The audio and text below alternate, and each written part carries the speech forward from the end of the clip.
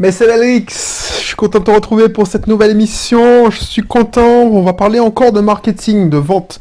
Voilà, ça c'est mon sujet du moment. Si tu me connais pas encore, n'hésite pas à t'abonner, on parle d'entrepreneuriat, de stratégie d'entreprise, de lancement d'entreprise, de marketing, de vente, d'investissement locatif.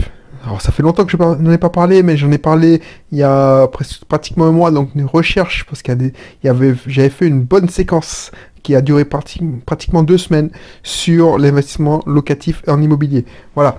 Donc si tu veux savoir plus sur ma personne, n'hésite pas à consulter dans la description ma présentation. Et puis on y va de suite. Donc là, ce que je vais te dire aujourd'hui, c'est un conseil que j'aurais aimé avoir aussi quand j'ai débuté, c'est pourquoi donner bien plus que convenu. Surtout si c'est tes premières ventes. Pourquoi donner bien plus que prévu, excuse-moi. Parce qu'au début, tu dois te faire un nom. Tu dois avoir des clients satisfaits pour qu'ils te fassent des témoignages. Donc, plus tu donnes, plus tu reçois.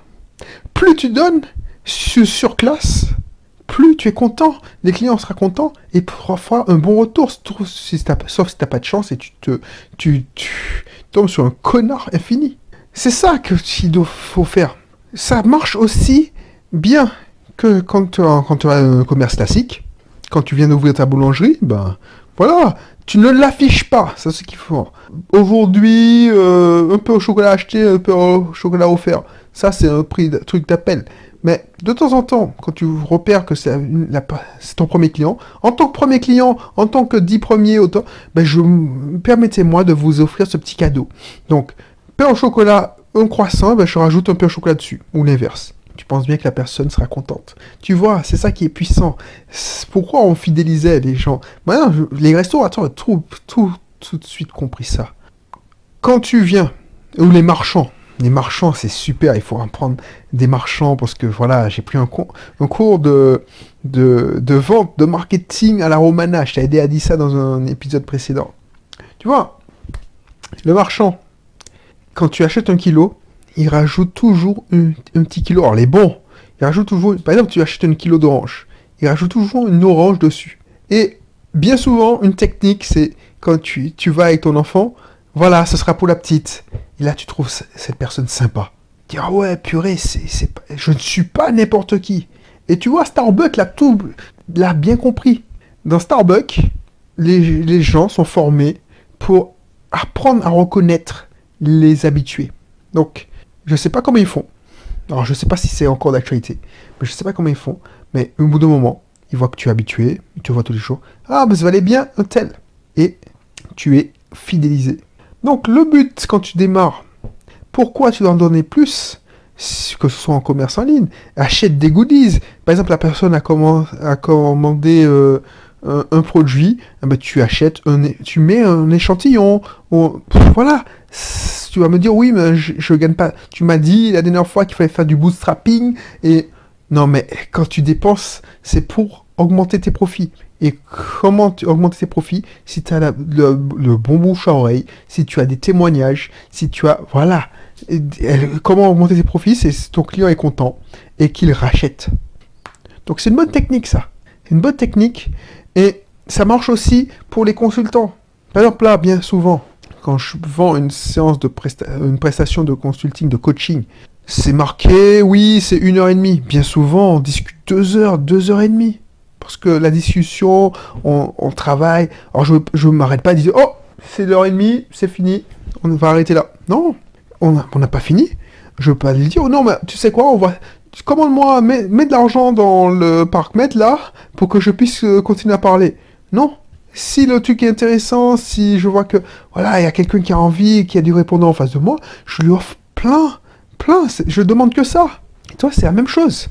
Si tu te lances, tu es avocat, et tu dis, offre certaines prestations. Pas toutes, tu vas pas faire ça gratuitement, mais voilà. Ah ben non, par exemple, je sais pas moi. Alors, je connais rien au monde des avocats, mais par exemple, un expert comptable, voilà, si vous êtes mon premier client, je vous offre, je sais pas moi, la déclaration de TVA, le premier mois. Vous m'avez rien demandé, mais bon, je vous fais le 20-30 le 20-35, le 25-35 ou le 20-35D, et puis je vous fais le déclaration de TVA. Ok? Ah oui, putain, merci, merci. T'as rien demandé? C'est ça qu'il faut faire. La personne va se souvenir. C'est le principe de réciprocité que je t'avais expliqué avec les vendeurs de Romana. Dire que tu offres.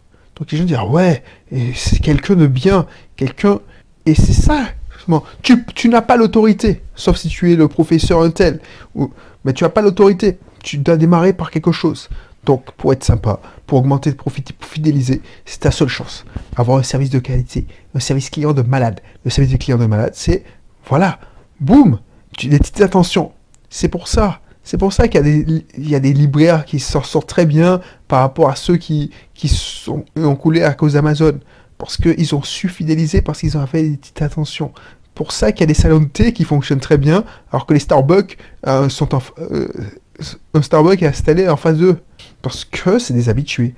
C'est pour ça qu'il y a des bars miteux. Mais je prends des exemples vraiment mauvais pour te marquer, parce que c'est hyper important cette notion. C'est pour ça qu'il y a des bars miteux. Tu vas me dire, mais c'est pas possible. Moi, quand je passe devant ces bars-là, c'est le truc qui est dans une ruelle bizarre. Et puis tu vois des... Ouah, non, c'est pas pour moi ça. Et pourtant, c'est plein. Parce que les mecs, on leur offre des coups gratuits. Je me souviens quand j'étais allé fêter le départ d'un collègue. Alors, c'était un collègue qui était porté sur la bouteille. Pour te dire que c'était un collègue porté sur la bouteille, il sortait du travail, il y allait. Donc il avait un problème. Bon bref, je vais pas raconter sa vie. Mais il a voulu fêter son pot de départ au bar. Donc on s'était mis déjà pas mal dans le pot à organiser l'entreprise. Et il nous dit ouais, on continue. Ah, c'était entre midi et deux, tu te rends compte. On continue au bar tiers. Ça n'existe plus, donc je peux citer le bar. Le bar tiers. Il était tellement connu au bar tiers. Déjà, il me semble que j'ai mis 4 tickets resto. 4 tickets resto. Tu te rends compte, la somme, les tickets resto valaient 8 euros. J'ai mis 4 tickets resto, ou si pas 5. Un ticket resto pour la bouffe, allez, un demi, un et demi, et le reste pour les boissons. Et pourtant, le gars nous a offert des pots de côte. C'était pas lyonnais, tu ne comprendras pas. Les gars nous a offert le vin, nous a offert des pots de côte. Quand on dit pot de côte, c'est que c'est le pichet de Côte-du-Rhône. Donc, le serveur a bu des coups avec nous. C'est-à-dire que le mec, il déménageait en fait, il quittait la région, donc il perdait son meilleur client. Donc c'est pour te dire que pourquoi il était fidèle. Parce qu'on lui offrait des coups. Et souvent, pourquoi je choisissais tel resto ou pas tel resto, c'est que bien souvent, comme on était devenus des habitués, on nous offrait le digestif. Ça fait toujours son effet, tu sais que c'est que dalle, mais ça fait toujours son effet au lieu de vous éternel bonbons à la menthe. Non, tu as les bonbons à la mode mais tu as le digestif, mais c'est pas tout le temps. C'est pas tout le temps. C'est pas un dû. C'est un digestif de temps à autre parce que voilà, tu as le temps. Et ça marche hyper bien. Hyper bien. Et pense à ça.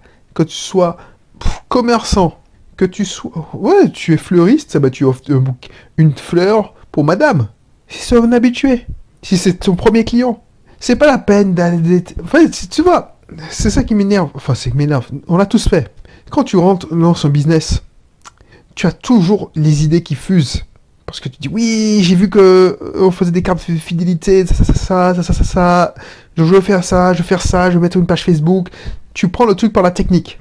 Les meilleures techniques, justement, les meilleures tactiques, c'est celles qui ne vont pas dans la technique. C'est celles qui sont naturelles, de bon cœur. Eux, de balancer une carte fidélité, par exemple, tu as une pizzeria, tu balances au bout de la 10e pizza, tu as une pizza gratuite. Je suis désolé, mais moi, quand j'ai une pizzeria, déjà, j'oublie ma carte une fois sur deux. Et puis, franchement, ça me saoule. Ça veut dire que je vais ingurgiter 10 pizzas pour avoir une gratuite. Non, ça fait pas son effet. Par contre, je suis pour mes clients et puis, voilà, je commande une pizza. Tout de suite, tu m'offres un soda. Alors, je bois pas de soda. Ou une bière. Ou tu m'offres un dessert. Tu dis, waouh, ça c'est du service client. Je reviendrai. Et si je disais, Parce que ça m'est déjà arrivé. Moi, je te parle de connaissance de cause. Alors, chérie, on fait quoi? On passe chez le chinois ou on passe chez Pizza? Ah, parce que, tu sais, même moi, hein, moi, je mange soi-disant sain, mais de temps en temps, je fais des cheat days. Je fais pression, je dis, ah non, je préfère la pizza parce que, tu sais, tu trouves toujours une raison, genre, une raison intellectuelle. Mais c'est le cœur qui parle. Pourquoi? Parce que le mec, il m'a appâté avec son... Alors, je l'espère pas, parce que je me souviens qu'il m'a donné un dessert gratuit ou une boisson gratuite. Alors que le chinois, non, niet. Tu as commandé 4 nems, 4 nems. C'est pas plus, pas moins. Les prix sont déjà assez bas. Donc, je dis pas que c'est un mauvais modèle économique. Mais je vais plus souvent chez la pizzeria. Enfin, quand j'y allais, maintenant j'en mange moins. Tu vois ce que je veux dire? Donc, quand tu débutes, avant de penser carte de fidélité, tu veux faire comme les grands, parle avec ton cœur. Offre de bon cœur. Alors, je te dis pas d'offrir... ne me fais pas dire ce que j'ai dit. Mais, par exemple, tu as une pizzeria. Une pizza, c'est vendu 15 euros. Une canette de bière, c'est 3 euros, 3,50 €. Tu l'achètes 50 centimes. Je suis désolé. Mais c'est comme si tu faisais une réduction de 50 centimes. Donc si tu vends 13,50 € une pizza qui te revient à 4 euros et tu, tu gagnes encore... Allez, on va pas prendre en compte les calculs de charge de personnel, mais tu gagnes. Et tu gagnes surtout un gars qui va revenir. Donc, que ce soit en business en ligne, que tu sois consultant, prestataire de service, offre au début. Offre beaucoup. Tu vas être récompensé. Voilà. Moi, je te donne un exemple pour finir et après j'arrête. Je suis allé voir un expert comptable. Enfin, je cherchais un expert comptable quand je voulais lancer mon activité de l'immobilier non professionnel. Donc ça commence à dater. On m'avait conseillé un comptable en ligne, mais bon, je me disais, ouais, mais bon, j'aime bien avoir un contact humain. Donc, le mec, il m'avait pas fait bonne impression parce que bon, j'ai l'impression que déjà il était arrivé en retard. Il avait oublié le rendez-vous et puis il était revenu en urgence, mais il était même pas expert comptable, c'était son associé. Bon, bref. Le mec, il m'a demandé, genre, moi je pars.